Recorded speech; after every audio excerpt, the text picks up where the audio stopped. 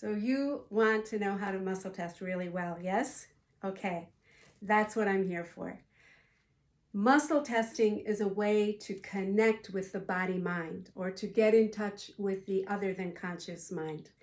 And so it's really, really a magical kind of thing when it's done right. But there are a few things that you need to know first.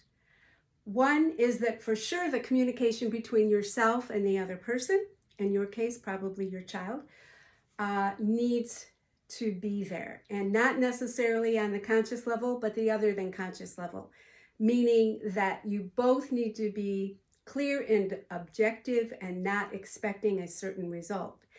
And with your child, that means that you don't use words like strong and weak, because they're going to always want to be strong, and that's going to affect the muscle test.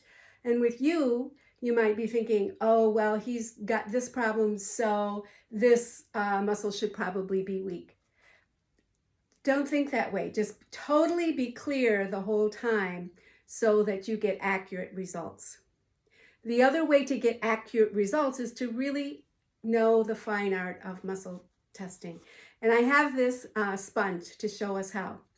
First of all, in order that the communication is going, we're going to test just the anterior deltoid right here, okay? And that simply goes like this. You just go on the forearm and you push down, just straight down.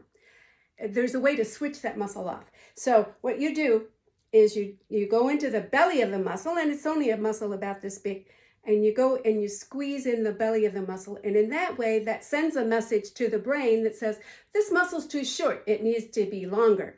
And so when you do that and you test, the muscle should give.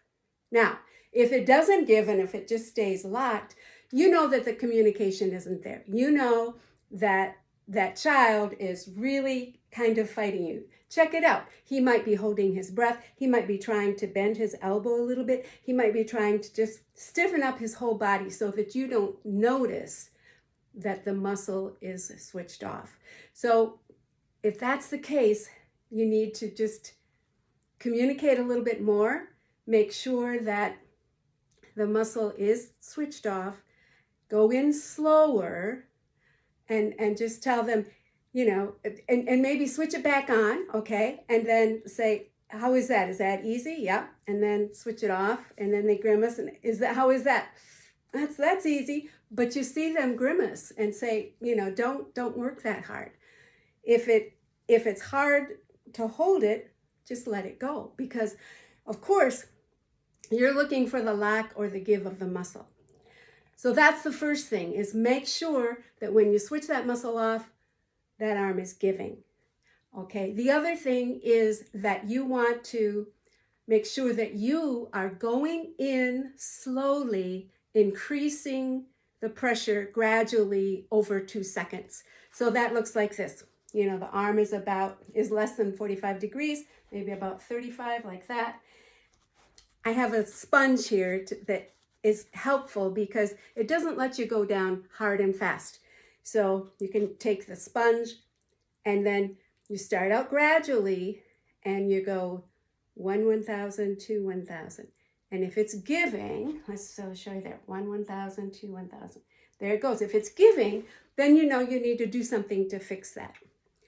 And again, if you do it 1,000, 2, 1,000, and it's not giving, then you know that one is good to go. So some ways that the person can be not doing it well is if they are holding their breath. So check to make sure that they're not holding their breath. Bending elbows, bending knees. In the case of feet, then they're going to be, there's some muscles that you do in Dr. Book's program that the feet are, like this, and if the toes are pointed out, you're not going to get as accurate a response as if the toes are pointing toward the ceiling when the child's laying down. So keep an eye on that. Don't use the words strong and weak. Use lock and unlock. Watch the child, make sure they're not holding their breath, things like that, and go in slowly and gradually. Now, here's the thing, you think you're going to do a better job if you go in fast and hard, but in reality, it's easier for a muscle to resist fast and hard than it is slow and gradual. It's much more difficult to sustain muscle lock with a slow, gradual test like that. And again, you are looking for the muscle to lock or unlock. And basically, a lock is just that you do your slow, gradual pushing and it just stays there. Anything else you can consider an unlock. You don't have to sit around and debate it for a long time. Just, it's an unlock if it doesn't lock. So I hope that's helpful, and bless you as you go on this wonderful journey with Dr. Books.